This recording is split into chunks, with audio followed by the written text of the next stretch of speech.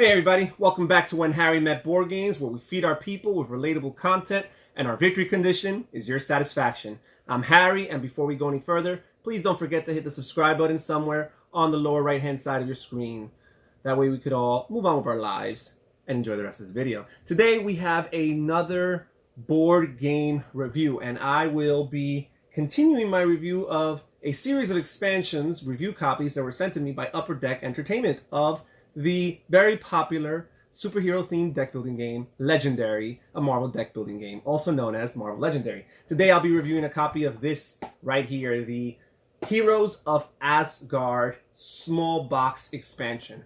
I'm going to show you the cards, that way you guys can all get familiar with the cards that are actually contained in this game, and then we'll come back with my final thoughts and grades.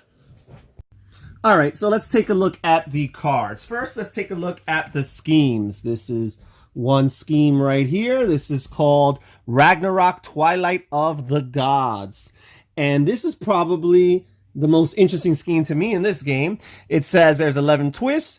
When a twist comes out, you choose a villain from your victory pile worth at least 2 victory points to enter the city. Then, if the total attack cost of villains in the city is at least as high as the Guardian's total attack listed, or the Guardian listed below's attack. There's a list of different Guardians corresponding to each of the different twists right here.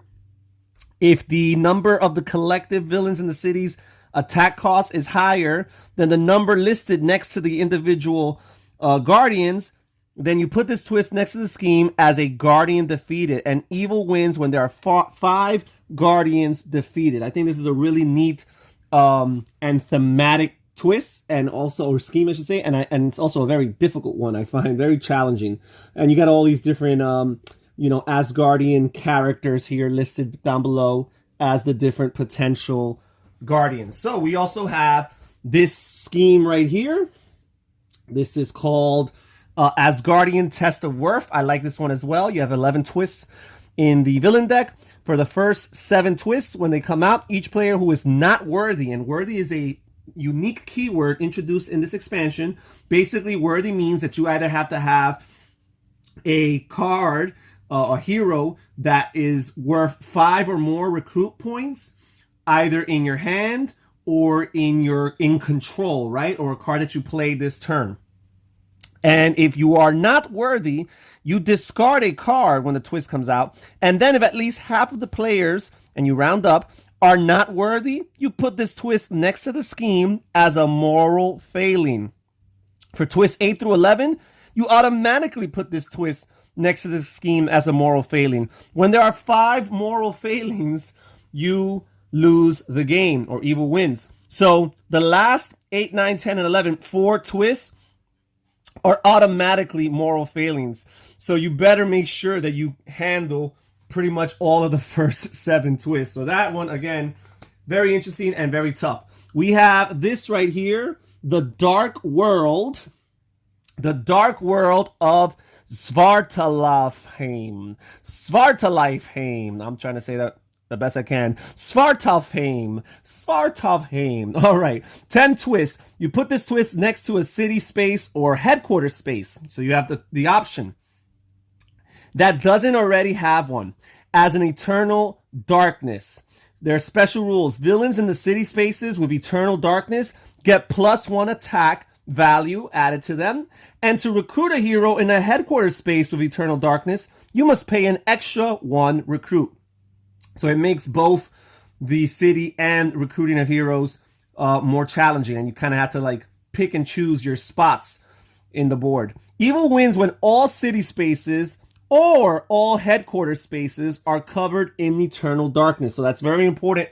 The key word there is or. So once all 5 city spaces are occupied or all 5 headquarters spaces are occupied, evil will win. So you only need 9 of those twists out of those 10 twists to come out for evil to win.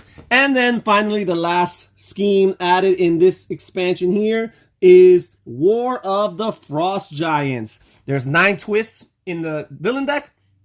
For the first 7 twists, when this twist enters the city as a Frost Giant invader villain worth 6 victory points with 6 attack costs and the ability that if you are not worthy, it gets +4 added to its attack cost. So it's potentially worth 10 attack. Twist 8 to 9, same effect. Then a frost giant invader from each player's victory pile enters the city. So you're gaining these frost giants, but you're also potentially losing them as the game goes on and these twists come out.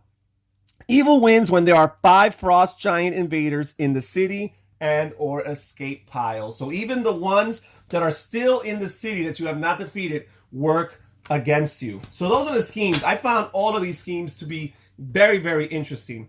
Let's look at the villain group. So first we're going to start off with the Dark Council.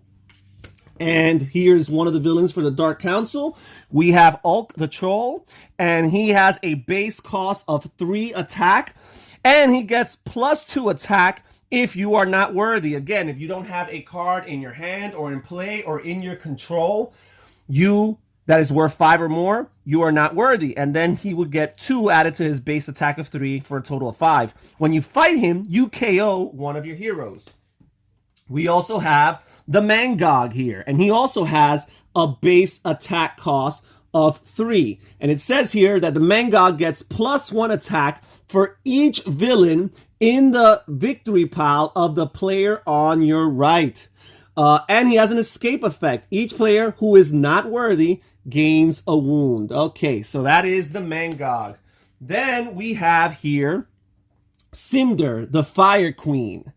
And the way that Cinder the Fire Queen works is, first of all, she has a base cost of 5 attack. Right there. She has a base cost of 5 attack, and she has a fight effect. If you are worthy, you get +2 recruit added to your total recruit. So that's neat. Then we have here Luffy, the father of Loki, and he has an attack of 6.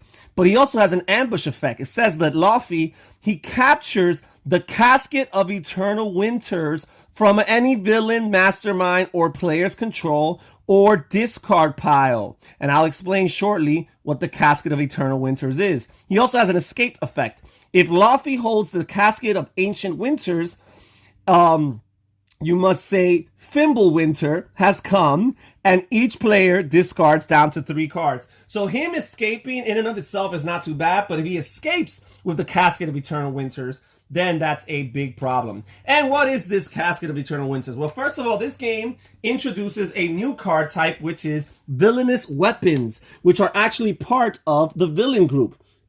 But instead of occupying a city space in and of themselves, they actually, when they enter, they're revealed from the villain deck, you slide them underneath the rightmost villain and or mastermind, and basically it's a weapon in their control that adds to their total attack. So in this case, we have Jarnbjorn, First Axe of Thor, and this is a +3 attack to whatever villain or mastermind is wielding it. So Jarnbjorn is a very powerful addition to any villain. And this is, whenever you defeat the villain that has this, you would gain this. This does not go to your victory pile. It actually goes into your discard pile and into your deck ultimately. And you can use it as an artifact, because this expansion reintroduces the idea of artifacts or thrown artifacts, which was previously used in the Guardians of the Galaxy expansion and in the Fear Itself expansion. And basically, when you play this, you place this down in your control, in your tableau, and whenever you're ready to use it on a turn, you just throw it, which basically means putting it in the bottom of your deck, and you get its effect, which in this case gets you an additional 3 attack for that turn. And then finally, the last card for the Dark Council villain group is another villainous weapon, and it's the Casket of Eternal, or in this case, it's written Ancient Winters. This is the villainous weapon alluded to or referred to in Luffy, the father of Loki's card. And this basically adds 4 attack costs to any villain or mastermind that's wielding it. And again, when you defeat it, the villain with it, you gain it into your discard pile, ultimately into your deck, and it's an artifact, not a thrown artifact. That means it stays permanently in your tableau, unless told otherwise. And what it gives you is a once per turn ability. If you are worthy, again, controlling a card with 5 or more, cost in recruit, you get 2 more recruit currency for that current turn. That sounds really cool. Now let's move on to the next villain group here. We have the Omens of Ragnarok.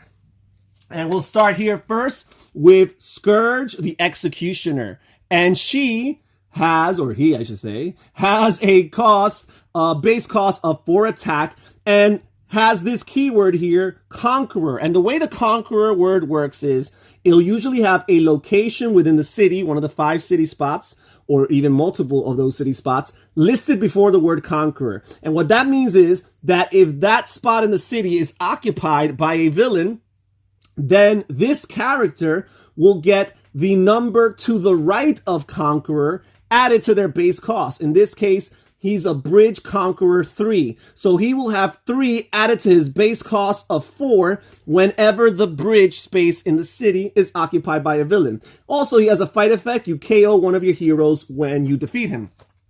We have here the Fenris Wolf, who has a base cost of 4 and has also a Conqueror ability, Streets. When the streets are occupied, you will add 2 to his base cost for a total of 6. The Fenris Wolf also has an ambush effect. Whenever he enters, he moves forward all the way to the rooftop, which is the 3rd space along the city. And he will push all other villains forward as normal, which will trigger potentially many escapes. Then we have here Doorman, the World Serpent, who has a base cost of 5 and has all of the city spaces as Conqueror for just 1. So that is cumulative. So potentially he could be worth all the way up to 10 attack costs if this entire city is full. He has a fight effect. Each hero currently in the headquarters costs 1 less this turn. So it's very beneficial to defeat him if you want to recruit cards for a cheaper cost.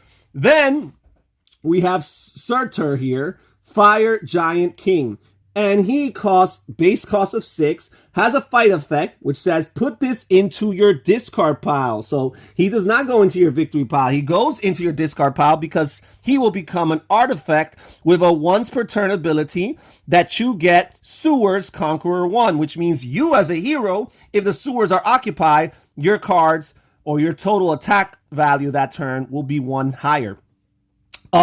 He does have an escape effect. If Surtur here was holding the Eternal Flame, which is a villainous weapon, which we'll get to shortly, it says, you say Ragnarok has come and you KO each, and it has this little hammer symbol referring to all of Thor's allies in this game. You KO each Thor hero from the headquarters, and each player gets 2 wounds. All right, so that's interesting. And that's not I should say that's a Asgardian hero. Each Asgardian hero will be KO'd. Okay, then here we have the Hell Crown. All right, this is Hela's Crown. And this is another villainous weapon, part of this villain group, that adds 3 attack to whoever's wielding it. Also, it becomes an artifact once you gain it, which gives you a once per turn ability that you get Streets Conqueror 1. Every time the street space is occupied, you get +1 added to your total attack. And then here we have the Eternal Flame, which we alluded to earlier. This will give 4 additional attack to any villain that's wielding it.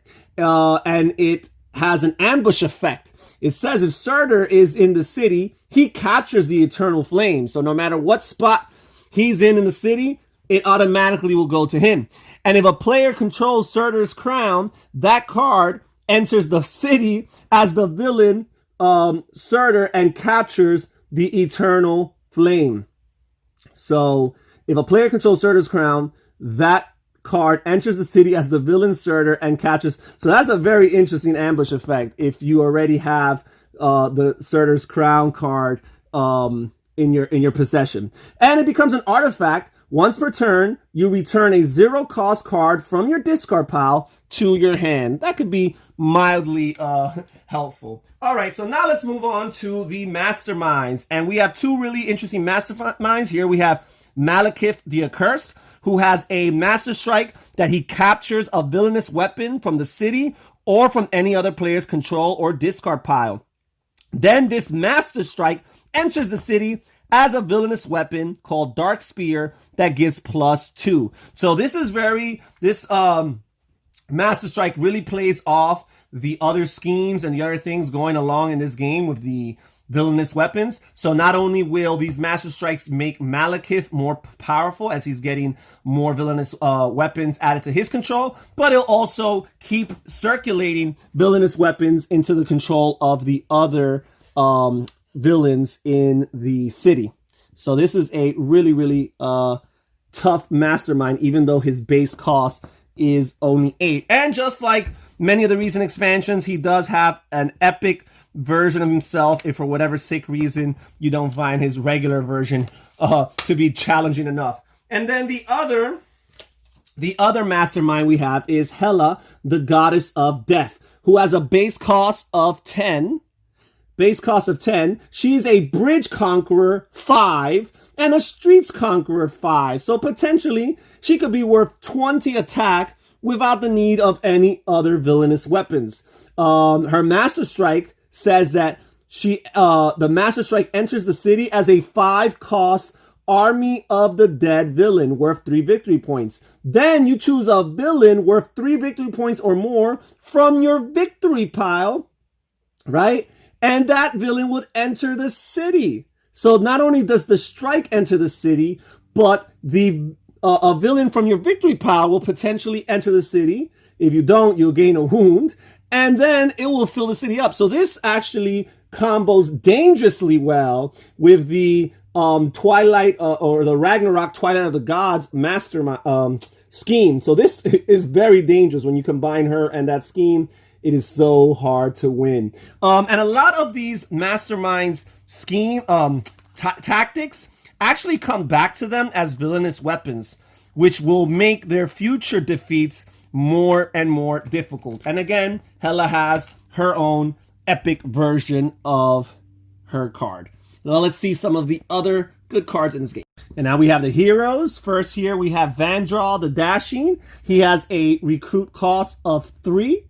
Right there. He has a recruit cost of 3, and it says you may move a villain to an adjacent city space, and if another villain is already there, you swap them. If you've played a red class hero prior to him, then you will have draw a card. And by the way, Vandral the Dashing is not his own character in this game. The entire set is really the group of characters, is the Warriors 3, but he has 1 card assigned to him. So you get to draw a card, and it gives you 2 attack power for that turn.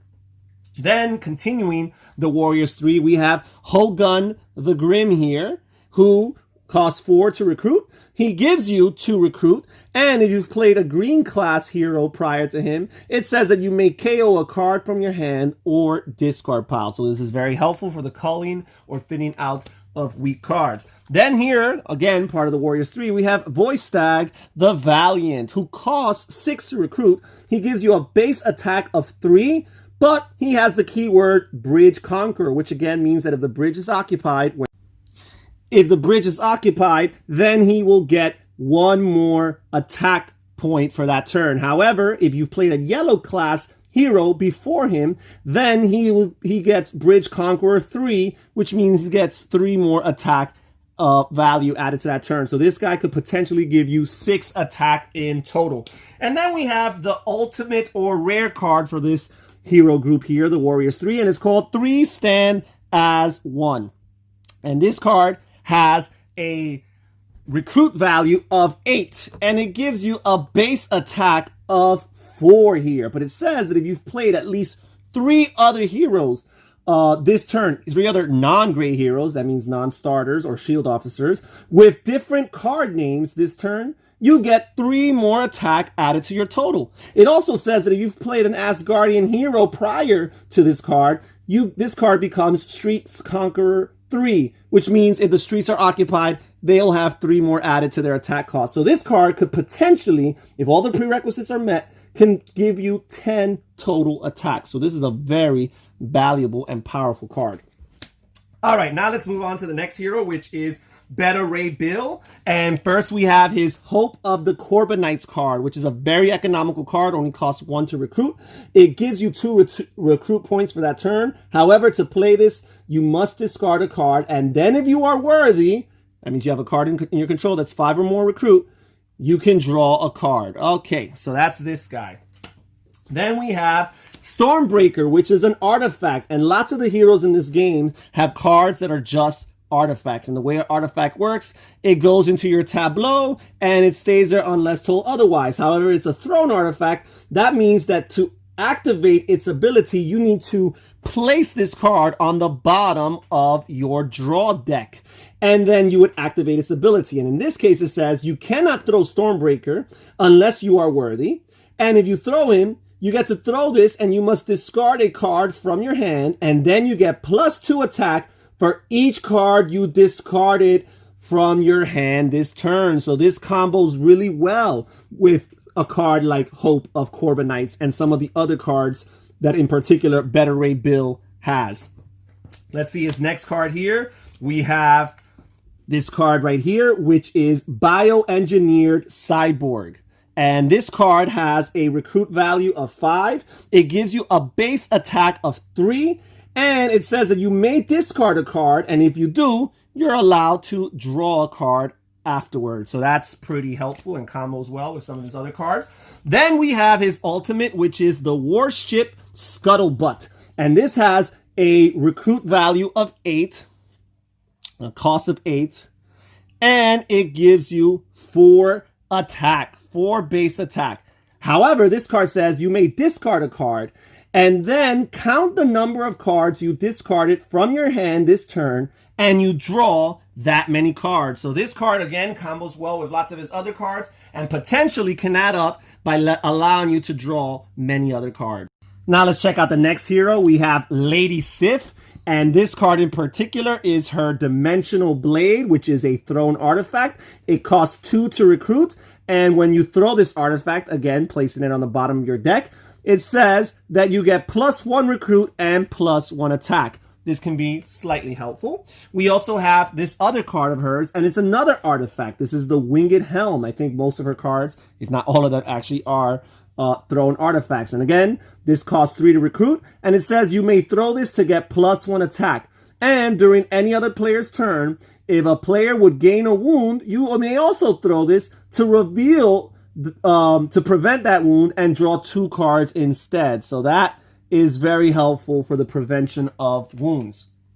Then we have this card here, Weapons Master. This is her one and only non-artifact card. It costs 5 to recruit. It gives you a base cost, base attack value of 2. And it says if you control any artifacts, you get +2 attack. So that can be very, very helpful. And then we have our ultimate, which is Golden Apples of Idun. And this has a recruit value of 7, a cost of 7. It is also a thrown artifact. And it says when you throw this, you get +4 attack. And you may KO a card from your hand or discard pile. So that is pretty good. Powerful card. And it also helps you thin out your deck. Now we move on to the next hero, and that is Valkyrie. And we have this card here, which is called Dragon Fang. And this costs 3 to recruit. It is a thrown artifact. And it says when you throw this, you get Sewers Conqueror 2. All right. So the Sewers is occupied. That's 2 more attack value added to your total. Then we have this card, which is the Flying Stallion. And this card costs 4 to recruit. And it says Rooftops Conqueror 1. When an ambush ability is played, before it takes effect, you may discard this card. And if you do, you draw 2 extra cards at the end of this turn. All right, so just like Lady Sif had a card that defended you from wounds, Valkyrie here has a card that defends you from potential ambushes. Okay. Then we have this card here, Usher to Valhalla. And this has a recruit cost of 6. It is a Bridge Conqueror 1. And if you've played an Asgardian hero prior to this card, the first time you defeat a villain this turn, you may KO one of your cards or a card from your discard pile. Very, very helpful again for the thinning out of weak cards. Finally, we have her ultimate, which is Ride of the Valkyries. And this says that it has first of all, it has a recruit cost of 7. And it's a Streets Conqueror 1 with a base attack value of 4. It says here that if you've played a yellow class hero prior to this card, you get +1 attack for every 4 heroes in the KO pile. So if lots of heroes have been KO'd, which she allows you to KO cards from your hand and discard pile, then she potentially becomes more and more powerful.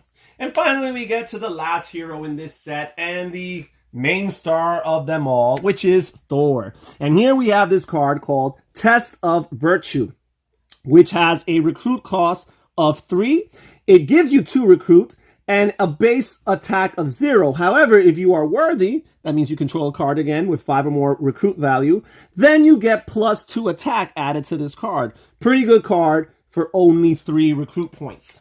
Then we have this card, Mjolnir, and this is a 4 recruit, and it is a artifact, a thrown artifact. Of course, this must be here. And it says, you cannot throw Mjolnir unless you are worthy. So you have to have 5 or a card that's 5 or more recruit. This is a thrown artifact, and when you throw this, you get +3 attack added to your total, and then you get +1 attack for each blue class hero that you played this turn. So this card can combo very well with some of Thor's other blue class cards.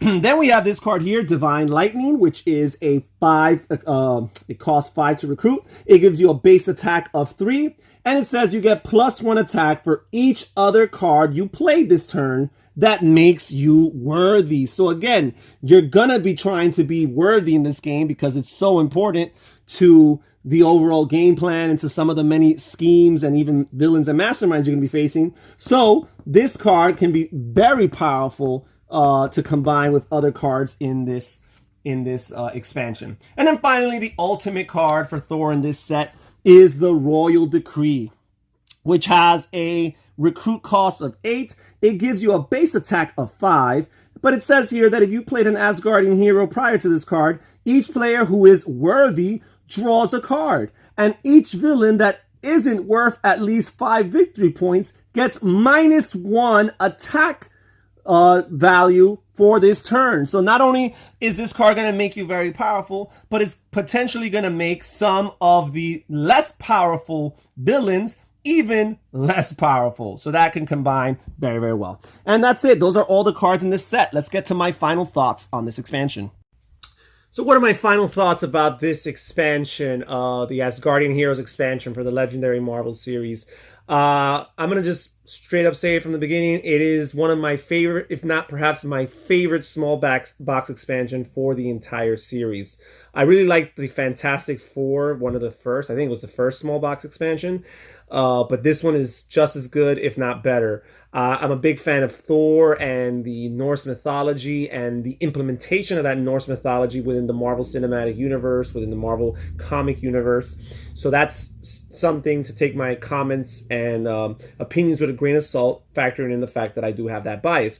However, I must say the schemes in this game are all very intriguing. I feel like they're all relevant. None of them are the type of schemes that you just play once and want to move on from. They're the kind of schemes that you feel like you want to replay them. In particular, I'm a big fan of the Asgardian Test of Worth. That's a really good scheme. And I also find the Ragnarok Twilights of the Gods scheme to be very fascinating, very unique, thematic, and also very challenging and difficult. I don't think I'll ever beat that scheme, in particular not with solo play. I like the masterminds in this game. Hela is a very powerful mastermind, very, very challenging. Malekith is pretty good as well. I find that their master strikes combo very well with the schemes and the scheme twists in this expansion to really make for some very tough and challenging situations for the heroes. I like the characters that were chosen. There's 3 very strong female characters in this game with Valkyrie and Lady Sif and Hela. That's also something I really appreciate. Sometimes an expansion you might be lucky to have 1 very strong female character. Here you have 3. I like Thor, of course. I like the, resurgence of the artifact keyword and the throne artifacts in particular. And the addition of the villainous weapons as artifacts that are wielded by villains first and masterminds, and eventually can be wielded by the heroes if you're able to defeat them. All these aspects I find really cool. I like the new keyword, worthy. It's very simple and subtle. It's just, having heroes in your deck or in your hand that cost 5 or more recruit, And usually you have some of those and you aim for those, but sometimes you might settle for several cheaper, more economical cards that combo very well off of one another. But in this game, you're going to want to invest early on towards getting one of these more costly hero cards, because so many of the aspects of gameplay here, from the schemes to the masterminds, the villains, everything, revolve around this keyword of worthy. So you're going to want to work towards that in order to capitalize and optimize your turns and have as fulfilling an experience in this expansion in particular. But I think it's really neat. It's really cool. It just makes those cards even more worthwhile. I think the heroes combo well off another. There's nothing more I can say. This is an A+ for me, a great expansion. If you are a fan of Marvel Legendary and if you enjoy the small box expansions and you're looking towards investing into a new small box expansion, I say that this is definitely one of the ways to go. It's a great, absolute, awesome addition to this series of expansions for this game. Well, that's it. Those are my thoughts, guys. Thank you so much for joining us here at When Harry Met Board Games. I'm Harry. Don't forget to subscribe. Don't forget to like. Write some comments down below. Let me know what you think about this expansion, what you think about some of the cards in particular, and if it's a buy or a pass for you. All right, everybody. Again, this is Harry saying take care, everybody. Have a great week and have fun gaming. Bye-bye.